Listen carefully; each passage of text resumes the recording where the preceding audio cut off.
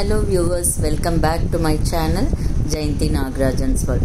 இன்னைக்கு நம்ம ரேஷன் அரிசியை யூஸ் பண்ணி எப்படி இட்லி ரவா பண்ணுறதுன்ட்டும் அந்த இட்லி ரவையை வச்சு எப்படி சாஃப்டான இட்லியும் கிறிஸ்பியான தோசையும் பண்ணலாங்கிறத பற்றி தான் இந்த வீடியோவில் பார்க்க போகிறோம்.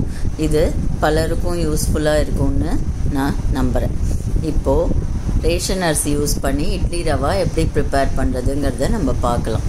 இதுக்கு 5 கப் அளவுக்கு ரேஷன் புழுங்கரிசி எடுத்துட்டுருக்கேன். அப்படி இல்லைன்னா நீங்கள் இட்லி ரைஸ் கூட எடுத்துக்கலாம்.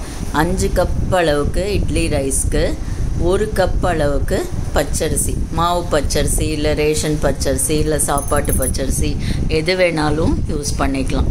5 கப் புழுங்கரிசிக்கு 1 கப் பச்சரிசி எடுத்து நல்லா வாஷ் பண்ணிவிட்டு ஒரு 10-15 நிமிஷம் சோக் பண்ணிவிட்டு ஒரு வேஷ்டியில் ஒரு துண்டில் போட்டு நல்ல நிழல் உணத்துலாவோ இல்லை வெயில்லையோ காய வச்சு நம்ம ஃபஸ்ட்டு எடுத்து வச்சுக்கணும்.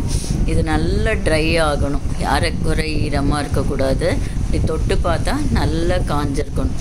நல்லா காஞ்ச இந்த அரிசியை நம்ம ஒன்று மிக்சிலேயோ இல்லை மிஷின்லேயோ கொடுத்து அரைக்கலாம். மிஷின் வசதி இருந்தால் மிஷினில் கொடுத்து ஃபைன் ரவா கன்சிஸ்டன்சிக்கு அரைச்சி தர சொல்லி, இட்லி ரவான்னு சொன்னாலே அவங்களே அரைச்சி தருவாங்க. நம்ம பாம்பே ரவா இருக்கும் இல்லையா, அந்த கன்சிஸ்டன்சிக்கே அரைச்சி வாங்கிக்கலாம். அப்படி மிஷின் வசதி இல்லாதவங்க மிக்சியில் கூட போட்டு இந்த மாதிரி ஃபைன் ரவா கன்சிஸ்டன்சிக்கு நம்ம இந்த இட்லி அரிசியை அரைச்சி வச்சுக்கலாம். ஒரு நாள் இது பண்ணிட்டா போதும், ஈஸியாக நம்ம மிக்சிலேயே இட்லி அரைச்சிக்கலாம், இட்லி மாவு. இப்போது இதுக்கு நான் இந்த அரைச்ச இட்லி ரவாலேருந்து நான் 4 கப் இட்லி ரவா எடுத்து ஒரு ஏனத்தில் போட்டுக்கிறேன். மெஷர்மெண்ட்லாம் நம்ம சாதா இட்லி மாதிரி தான், 4:1 மெஷர்மெண்ட் தான். 4 கப்பு நான் 150 கிராம் கப்பால் போடுறேன். ஸோ கிட்டத்தட்ட 600 கிராம் வருது.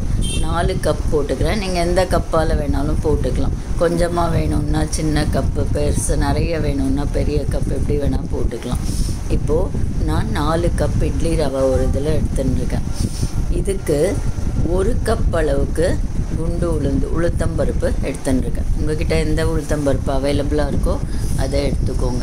1 கப் உளுத்தம்பருப்பு, 1/2 கப்பு கெட்டி அவலோ பேப்பர் அவல் ஏதோ ஒன்று, 1/2 கப் அவல், ஒரு 2 டீஸ்பூன் அளவுக்கு வெந்தயம், 4 கப்பு இட்லி ரவா, 1 கப்பு உளுத்தம்பருப்பு, 4க்கு 1, 1 கப் உளுத்தம்பருப்பு, 1/2 கப் அவல், 2 ஸ்பூன் வெந்தயம்.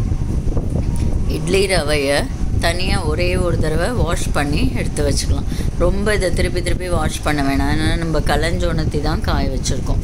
உளுத்தம்பருப்பு, அவல், வெந்தயத்தை தனியாக ஒரு இதில் ஊற வச்சுருக்கேன்.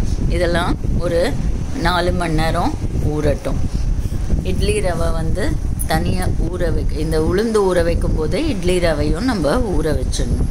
இப்போ இதை ரெண்டுமே 3 to 4 hours நல்லா ஊறட்டும். வெயில் இருக்கிற ஊரில் இருந்தீங்கன்னா உளுந்து வேணால் நம்ம 1 மணி நேரம் ஊறின அப்புறம் எடுத்து ஃப்ரிட்ஜில் வச்சிடலாம்.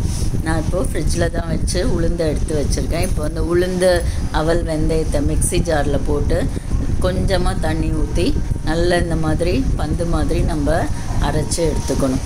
இதை நம்ம ஒரு எண்ணத்தில் ட்ரான்ஸ்ஃபர் பண்ணிக்கலாம். இந்த உளுந்து அரைச்ச அதே மிக்சிலேயே இட்லி ரவையை போட்டு நம்ம திருப்பி அரைச்சி எடுத்துக்கணும். அப்படியே மிக்ஸ் பண்ணோன்னா ரொம்ப கொரன்னு இருக்கும். ஸோ நம்ம உளுந்து அரைச்ச மிக்சிலேயே இட்லி ரவையும் புழிஞ்சு, ரொம்ப தண்ணி ஊற்ற வேணாம், இட்லி ரவையும் புழிஞ்சு போட்டு நல்ல ஒரு 2 minutes நல்லா அரைச்சி அதை உளுந்தோடு சேர்த்துக்கலாம். எனக்கு கொஞ்சம் தண்ணி ஜாஸ்தி ஆகிடுது, நீங்கள் தண்ணி ஊற்றாமையே கூட அரைச்சி எடுத்து வச்சுக்கலாம். உளுந்தோட இந்த அரைச்ச இட்லி ரவையும் சேர்த்து கல்லுப்பு சேர்த்து கையால் நல்லா கலந்து நம்ம இதை ஆஸ் யூஷுவல் இட்லி மாவு புளிக்க வைக்கிற மாதிரி ஃபர்மெண்ட் பண்ண வைக்க போகிறோம். கையால் நல்லா கலந்து விட்டுக்கோங்க. இதை ஓவர் நைட்டோ இல்லை குறைஞ்சது 6 மணி நேரம் ஃபெர்மெண்ட் பண்ணி நம்ம எடுத்து வச்சுக்கணும். இப்போ மறுநாள் பார்த்திங்கன்னா நான் ஓவர் நைட் தான் புளிக்க விட்டேன்.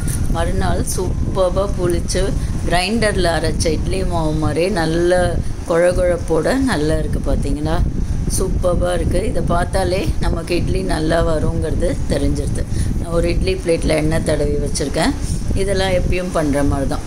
நம்ம அதில் எல்லா குழியிலையும் இட்லி ஊற்றி 10 to 12 minutes ஸ்டீம் பண்ணி எடுத்தோன்னா இட்லியோட அவுட்புட் எப்படி வருதுங்கிறத நம்ம பார்க்கலாம். வெந்தயம் போட்டிருக்கிறதுனால நல்ல குழகுழப்போட மாவு நல்லா வந்திருக்கு. நம்ம இதை இட்லியாக ஸ்டீம் பண்ணி பார்க்கலாம் எப்படி வருதுன்னு. இப்போது இட்லி வேக வைக்கிறதுக்கு தண்ணி ஆல்ரெடி கொதிக்க விட்டு வச்சுருக்கேன். ஏற்கனவே கொதிக்க வச்ச தண்ணியில் வச்சா தான் இட்லி நல்லா வரும். இதில் நம்ம இட்லி தட்டை வச்சு எப்பயும் இட்லி வேக வைக்கிற மாதிரி 10 to 12 மினிட்ஸ் வேக வைக்கலாம். இப்போ வெந்துடுத்து எவ்வளோ சூப்பராக வந்திருக்கு பாருங்கள். ரொம்ப ஹார்டாக குண்டு குண்டாக வராமல் நல்லா சாஃப்டாக பஞ்சு மாதிரி வந்திருக்கு. இந்த ஹோட்டல்லலாம் கொடுப்பாங்க இல்லையா, லைட்டாக குறகுறப்போட அந்த மாதிரி இட்லி மாதிரி ரொம்பவே சாஃப்டாக ரொம்ப நல்லா வந்திருக்கு இட்லி. இந்த இட்லி நான் இப்போது உங்களுக்கு பிச்சு காட்டுறேன். எவ்வளோ சூப்பராக வந்திருக்கு பாருங்கள். நல்லா சாஃப்டாக இருக்குது, கொஞ்சம் கூட ஹார்டாக இல்லை, நல்லா சாஃப்டாக இருக்குது. இப்போ நான் இதுக்கு சாம்பாரும் புதினா தொக்கும் வச்சுருக்கேன். வச்சு சாப்பிட்டு பார்த்து எப்படி இருக்குங்கிறத சொல்கிறேன். நல்லா சாஃப்டாக இருக்குது, ஒரு டிஃப்ரென்ஸுமே தெரியல.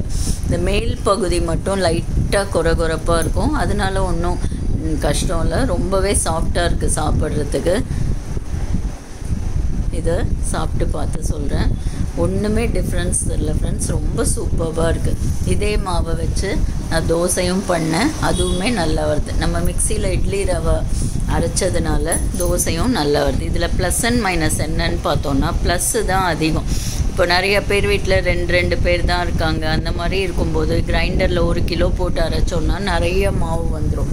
இது மிக்சிலேயே ஈஸியாக நம்ம வேணுங்கிற அளவுக்கு அரைச்சிக்கலாம்.